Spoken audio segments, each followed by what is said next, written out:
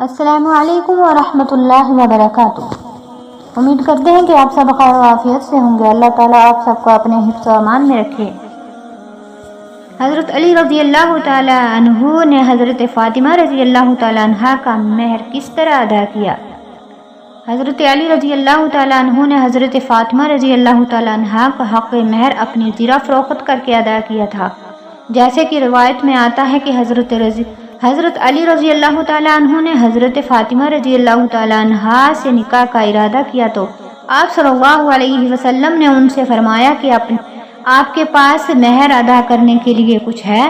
تو انہوں نے جواب دیا کہ میرے پاس صرف میرا گھوڑا اور زیرہ ہے۔ آپ صلی اللہ علیہ وسلم نے فرمایا، گھوڑا تو آپ کی ضرورت ہے، البتہ اپنی زیرہ فروخت کر۔ پھر حضرت علی رضی اللہ تعالیٰ عنہ نے وہ زیرہ فروخت کر کے اس سے حضرت فاطمہ رضی اللہ تعالیٰ عنہ کا مہر ادا کیا۔ السلام علیکم ورحمۃ اللہ وبرکاتہ۔